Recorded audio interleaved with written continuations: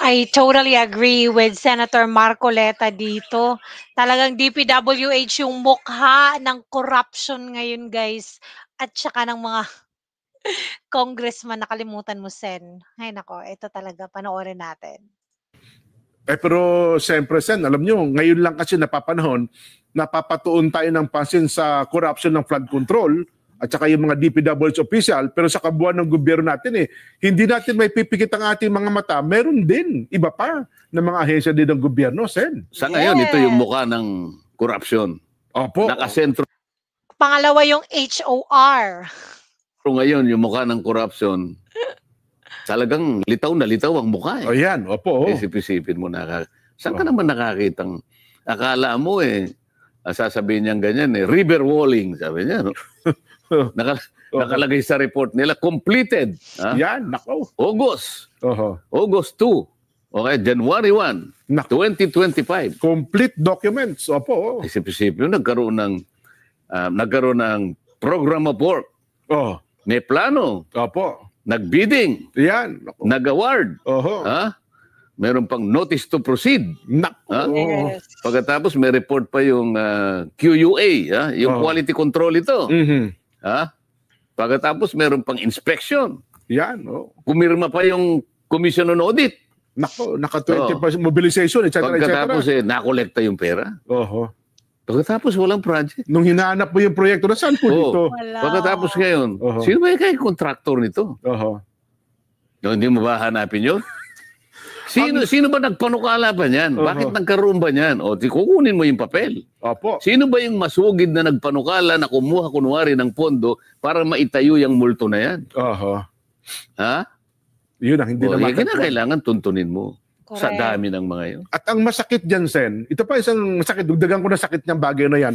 Nung hindi nakita, parang wala akong nakita. Hindi, sige, nasusunod na taon, pondohan ulit natin panibago.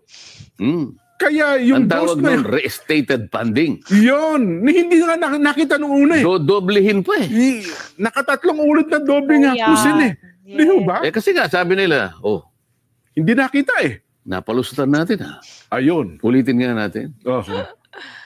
Perfectin natin. Na-perfectin, di ba? Opo. Yan. Hanggang sa lumitaw ngayon. Pero ang gusto ko mapansin ng mga sumusubaybay sa atin. Kahit na yung galit sa atin, sa akin, halimbawa. Ayan, totoo, Sen. Hindi man lang niya nakuhang kwentahin kasi.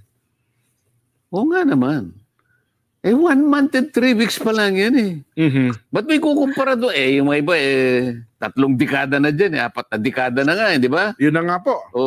Pero, bakit sa ngayon nakikita ng mamamayan parang may tiwala sila? Kasi nakikita ko rin Totoo po. At sa dami ng mga nagte-text sa akin dyan, hindi ko na kayang sagutin lahat Na nagsasabi na ipagpatuloy mo ito, ganito. Parang kilala ko yung 4 na dekada na sa Senate pero wala pa rin nanggagawa. Hindi man lang nakapag-imbestiga ng korupsyon kasi kasama sa korupsyon. Naku, ewan ko na lang. Alam mo na, isasagot ko na lang.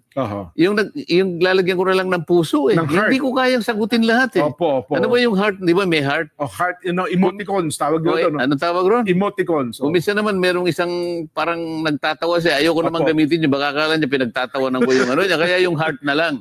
Sa dami kasi. So heart na heart. Ganun na lang. Baka pati galit sa inyo, na-heart yun na rin, Sed. Hindi na napapansin siguro sa dami niyan. Hindi yung mga galit naman sa akin. Hindi naman sila sa akin. Nakikita ko lang sa social media. Ang gusto kong mapansin nila, bakit kahit na bagito lang, kung ang pag-uusapan ay yung tagal o inilagi ko nga, hindi pa nag-iinit ang upuan ko Pero yung kanilang pagtitiwala nandun yun. Totoo po. Ngayon, kasi yung ibang mga naman talagang ang atat na atat hindi sila makontento sa ginawang Senate hearing kakasimula pa nga lang. Ang sobrang vague daw yung scope talaga ng issue na 'to kaya relax lang kasi kayo. Kaya salamat talaga at ipapagpatuloy pa rin talaga hanggang sa dulo. Naku, 'wag hayaan yung mga HOR na 'yan, naku, walang matutunguhan 'yan. Ang gusto kong mapansin nila, bakit ganun? Aha. Saan ba galing ito? Di ba? Samantalang sino ba yun? Si Abante, Congressman Abante ay sobrang focus sa paghuli ng mga missing sabongeros. May bagong meaning pala yung DPWH ngayon. Daming pera, walang hirap.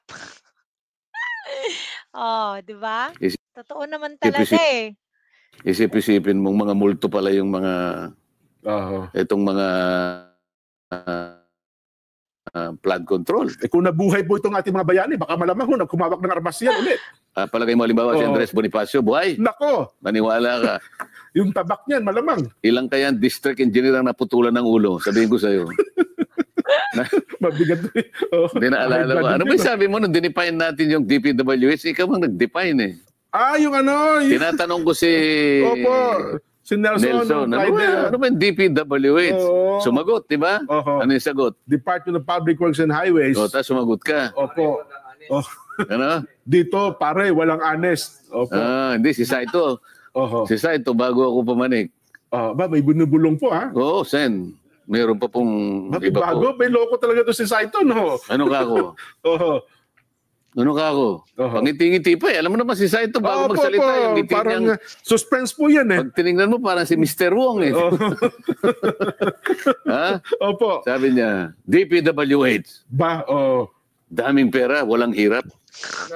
Oo nga, no, daming pera, walang hiro. DPWH Tanungin nga. mo siya mamaya, sino nagsabi ha? Baka mamaya eh. Makakatikim sa akin doon sa Saito, eh. Kung ano-ano na pag-aaral. Hindi kasi pinag-uusapan natin. pala isip ko. Araw ng kagitingan eh. Yan, Diba? opo.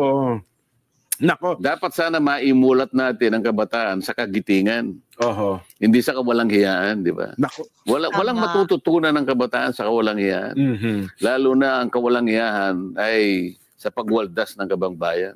Hindi parang yung broadcaster na babae. Ayun Yan, po. napanood ko yun eh. Kaya nga magkasintono sila Sen eh. Kaya kung magsalita pa naman yun eh, akala mo tumatakbo, hindi mo maintindihan, di ba? Oho. Subukan mo tumatakbo ka, nagsasalita ka, humihingal ka. Sino kaya yun? Yun, pagka yun eh, nagtatanong, humihingal eh. Ano? Kakapusing ka ng hininga nun, Sen. Oh. Kapag ako'y nakikinig doon, ako ang napapagod eh. Nakikinig lang ako, pagod na pagod ako eh. Kaya ayaw kong pakinggan eh. Kaya. Ganun po ba? Oh. Ang sabi niya, ay bakit ang DPWH lang? Oho. Mariusip ng mga tao ito, sabi ko. Nag-umpisa pa lang ako din. Yes. Unang hearing niyo pa nga Ano? lang po, Sen eh. Unang hearing pa lang ako. Tama. Alam ba niya kung gaano kalawak? Alam ba niya kung gaano kalawak ang multong kinakaharap ng ating bansa? Oho. Ang problema sa ganyang mga tao, lalahatin ko na sila, mga ganyang Opo. uri ng tao. Yung mga ganyang sariling kaisipan. Mapa-broadcaster ka, o kung ano man, basta ganyan kayo mag-isip. Pati vlogger, Sen, marami din ganyan. Pagka ganyan kayo mag-isip, talagang wala na akong magagawa sa inyo. Opo. Okay.